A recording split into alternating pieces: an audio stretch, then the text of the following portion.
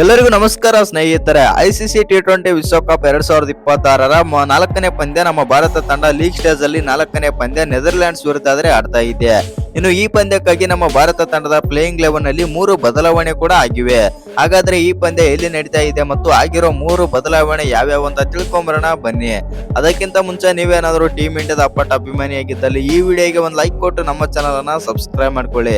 ಹಾಗೆ bell icon ಅನ್ನ all ಇಟ್ಕೊಳ್ಳೋದು ಮರಿಬೇಡಿ.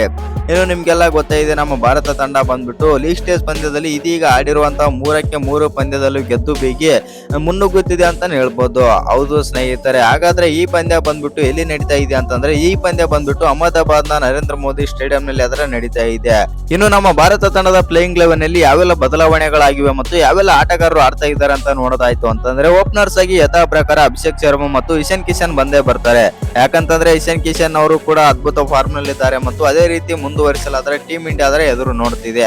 ಇನ್ನು ಅಭಿಷೇಕ್ ಶರ್ಮಾ ಅವರನ್ನು ಕೂಡ ಬೆಂಚ್ ಕಾಯಿಸಲು ಸಾಧ್ಯವೇ ಇಲ್ಲ. ಯಾಕಂತಂದ್ರೆ ಅಭಿಷೇಕ್ ಶರ್ಮಾ ಅಂತ ಆಟಗಾರ ನಮ್ಮ ಟೀಮ್ ಇಂಡಿಯಾಗೆ ಬೇಕು. ಆ ಕಾರಣದಿಂದಾಗಿ ಅಭಿಷೇಕ್ ಶರ್ಮಾ ಮತ್ತು ಇಶಾನ್ ಕಿಶನ್ ಓಪನರ್ಸ್ ಆಗಿ ಬಂದೇ ಬರ್ತಾರೆ. ಇನ್ನು 3ನೇ ಕ್ರಮಾಂಕದಲ್ಲಿ ತಿಲಕ್ ವರ್ಮಾ ಇರ್ತಾರೆ.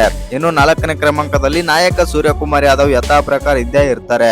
ಇನ್ನು 5ನೇ ಕ್ರಮಾಂಕದಲ್ಲಿ ಬಂದ್ಬಿಟ್ಟು ಹಾರ್ದಿಕ್ ಪಾಂಡ್ಯ ಜಾಗದಲ್ಲಿ ವಾಷಿಂಗ್ಟನ್ ಸುಂದರ್ ಆಡ್ತಾರೆ. ಹೌದು ಸ್ನೇಹಿತರೆ, ಯಾಕಂತಂದ್ರೆ ವಾಷಿಂಗ್ಟನ್ ಸುಂದರ್ ಅವರು ಕೂಡ ಇರೋ ಕಾರಣದಿಂದಾಗಿ ವಾಷಿಂಗ್ಟನ್ ಸುಂದರ್ ಅವ್ರಿಗೂ ಕೂಡ ಒಂದು ಮ್ಯಾಚ್ ಆಡೋ ಚಾನ್ಸಸ್ ಆದ್ರೆ ಕೊಡ್ತಾರೆ ಮತ್ತು ಹಾರ್ದಿಕ್ ಪಾಂಡ್ಯ ಅವರಿಗೆ ರೆಸ್ಟ್ ಆದ್ರೆ ನೀಡ್ತಾರೆ. ಇನ್ನು ನಂಬರ್ 6 ಅಲ್ಲಿ ಬಂದ್ಬಿಟ್ಟು ಶಿವಮ್ ದುಬೆ.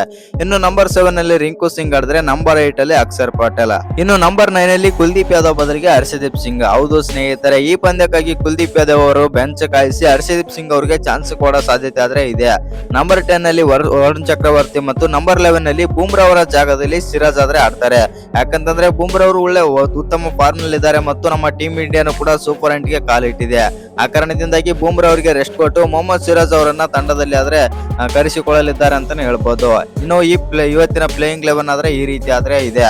ಅಭಿಷೇಕ್ ಶರ್ಮಾ, ಇಶಾನ್ ಕಿಶನ್ ಓಪನರ್ ಬರ್ತಾರೆ. ನಂಬರ್ 3 ಅಲ್ಲಿ ತಿಲಕ್ ವರ್ಮಾ, ನಂಬರ್ 4 ಅಲ್ಲಿ ಸೂರ್ಯಕುಮಾರ್ ಯಾದವ್, ನಂಬರ್ 5 ಅಲ್ಲಿ ವಾಷಿಂಗ್ಟನ್ ಸುಂದರ್, ನಂಬರ್ 6 ಅಲ್ಲಿ ಶಿವಮ್ ದುಬೆ, ನಂಬರ್ 7 ಅಲ್ಲಿ ರಿಂಕು ಸಿಂಗ್, ನಂಬರ್ 8 ಅಲ್ಲಿ ಅಕ್ಷರ್ ಪಟೇಲ್, ನಂಬರ್ 9 ಅಲ್ಲಿ ಹರ್ಷದೀಪ್ ಸಿಂಗ್, ನಂಬರ್ 10 ಅಲ್ಲಿ ವರುಣ್ ಚಕ್ರವರ್ತಿ, ನಂಬರ್ 11 ಅಲ್ಲಿ ಮೊಹಮ್ಮದ್ ಸಿರಾಜ್.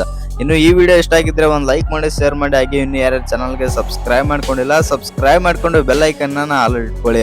ಹಾಗೆ ತಪ್ಪದೆ ಎಲ್ಲರೂ ಬೆಲ್ ಐಕನ್ ಅನ್ನ ಆಲ್ ಇಟ್ಕೊಳ್ಳೋದು ಮರಿಬೇಡಿ. ಯಾಕಂತಂದ್ರೆ ICC ಈವೆಂಟ್ಸ್ ನ ಎಲ್ಲ ಅಪ್ಡೇಟ್ಗಳಾದ್ರೆ ಕೊಡ್ತಾ ಇರ್ತೀನಿ. ಆ ಕಾರಣದಿಂದಾಗಿ ಬೆಲ್ ಐಕನ್ ಅನ್ನ ಆಲ್ ಇಟ್ಕೊಳ್ಳಿ, ಚಾನಲ್ಗೆ ಸಬ್ಸ್ಕ್ರೈಬ್ ಮಾಡ್ಕೊಳ್ಳಿ.